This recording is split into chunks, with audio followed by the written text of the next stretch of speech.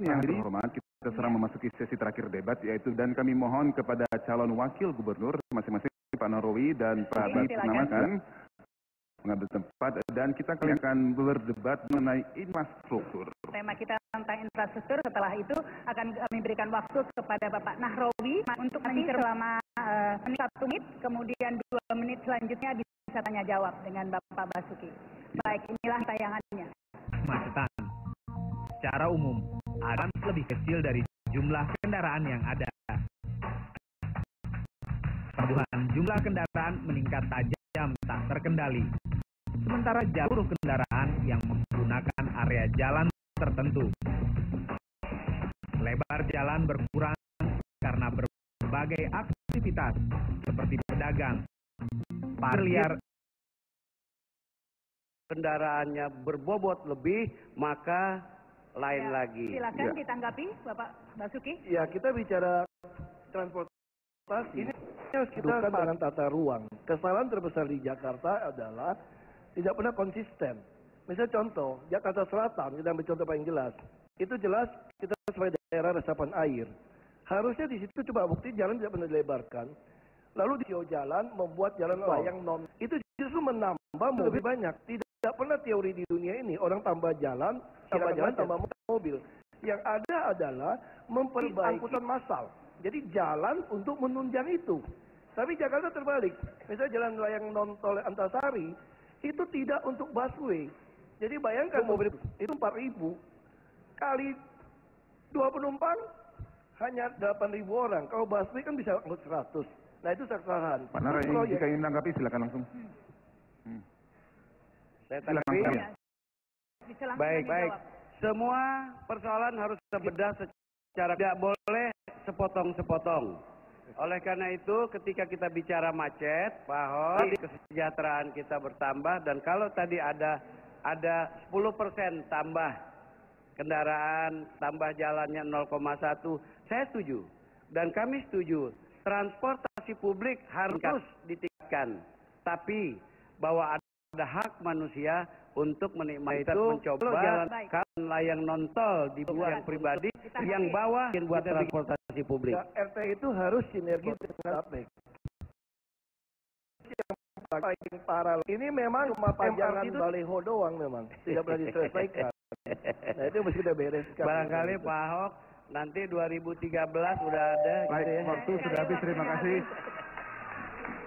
Ya, Pak Yayat, langsung mulai dengan Pak Nahrawi. Ya, untuk Pak Nahrawi, saya ingin koreksi bahwa kenaikan kendaraan itu, kesejahteraan masyarakat Jakarta itu semakin meningkat. Karena begini Pak, mungkin ada persoalan, maka orang dipaksa harus menggunakan kendaraan pribadi, dipaksa membeli. Nah yang menjadi pertanyaan kita adalah, bagaimana sebaiknya komitmen terhadap PTM itu, pola transportasi makro itu, betul-betul dijalankan. Karena kalau melihat data yang ada, pencapaian target seperti saya katakan di awal.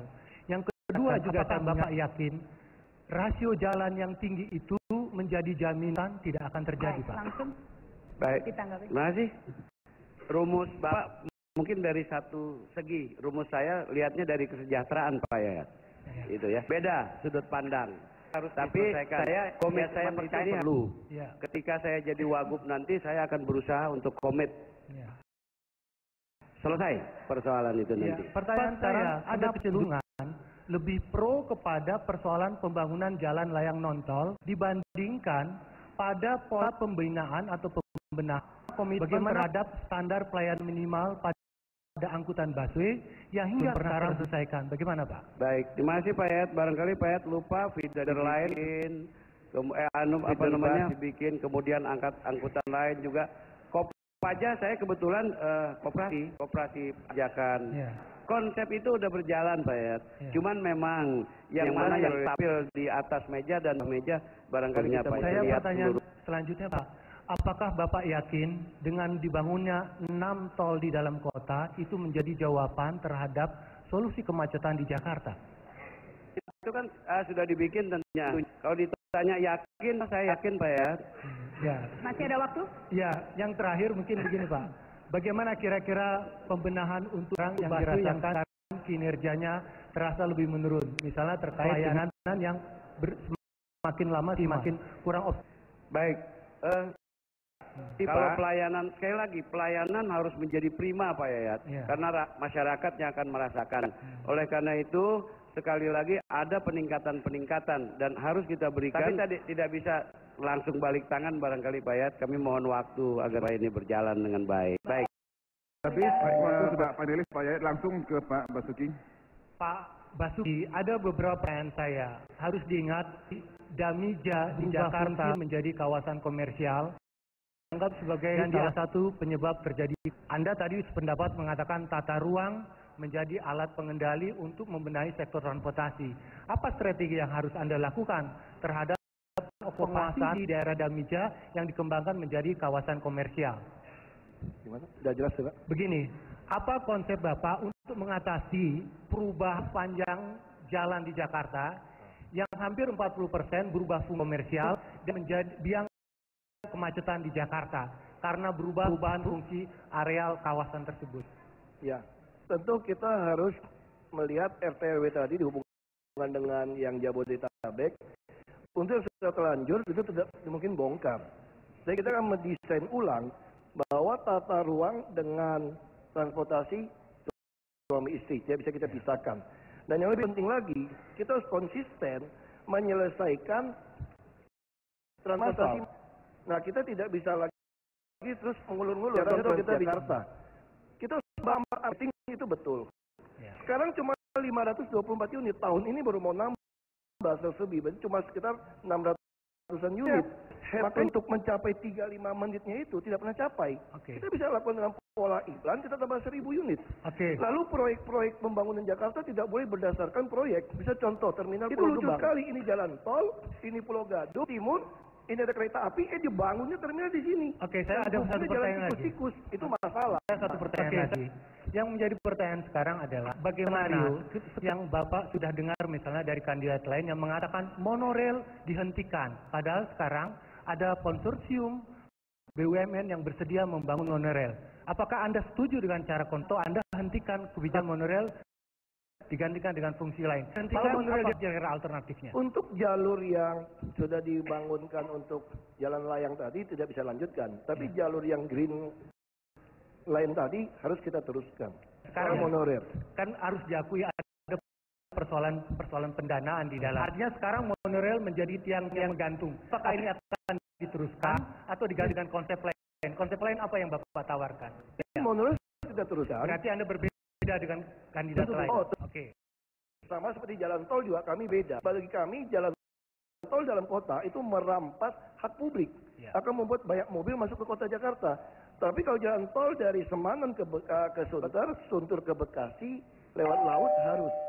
Waktu sudah habis, terima kasih Pak Basuki, silakan kembali dan terima kasih Pak panelis. Kita telah memasuki sesi terakhir dan sebelum kita berpisah kampanye terakhir selama 1 menit masing-masing. Untuk dalam program debat kandidat kali ini dan Bapak Basuki, 1 menit. Apabila warga DKI mempercayai Jokowi dan Basuki menjadi gubernur dan wakil gubernur, kami akan melakukan gebrakan perubahan dan insya Allah kami akan bekerja keras, selalu turun ke bawah, selalu ada dan bersama rakyat. Silakan Bapak Basuki. Terima kasih. Bagi kami warga DKI sangat kritis, kita punya sistem online sangat baik. Tolong pelajari dengan baik rekam jejak masing-masing, supaya tahu mana yang paling jujur, paling bersih, paling transparan mengelola anggaran, dan paling profesional menjalankan semua pelayanan publik. Kalau yang terbaik itu, dan tadi sudah kita punya Undang-Undang Nomor 7 tahun 2006, ada prinsip illicit enlistment, pembuktian hasil ratifikasi konvensi PBB. Ketika seorang pejabat publik kekayaannya bertambah, terima kasih Bapak. Ya. Waktu habis, silakan pasangan Fauzi Bawa dengan Bapak Nahrawi Ramli, 1 menit.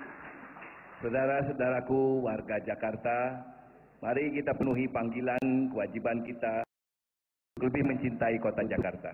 20 September yang akan datang, kita akan memberikan kontribusi nyata dan bukan janji kepada Anda sangat berharga untuk Jakarta di kemudian hari. Tanggal 2 September, mari menuju TPS, memasuki bilik suara, Dan dengan izin Allah Subhanahu wa taala, coblos nomor 1 yang berpengalaman, dan kami berjanji tidak akan meninggalkan tanggung jawab ini, lari dari tanggung jawab di tengah jalan. Ini sangat penting untuk Jakarta. Terima kasih. Wassalamualaikum warahmatullahi wabarakatuh. Masih ada 10 detik, lanjutkan. Ya. Baik. Kami akan mengabdi kepada masyarakat Jakarta. Akan kami pertanggungjawabkan pengabdian kami. Waktu banyak Bapak. Tetap di tempat Bapak. Silakan Bapak. Terima kasih. Silakan Bapak di bawah dengan Bapak Joko Widodo, Bapak terima kasih. Bersalam-salaman dulu. Untuk tetap memberi kesan bahwa pemilu kada DKI akan berlangsung kita lihat. Dan pastikan pada tanggal 20 September nanti Anda tidak kemana-mana, Anda tetap di Jakarta karena itu hari libur dan Anda berkewajiban untuk mencoblos pemilih dari dua pasangan ini. Ya, terima kasih atas perhatian Anda. Terima kasih juga kepada para panelis, Pak Yaya, Bu Nina, Bu Siti, dan Pak Imam Prasojo.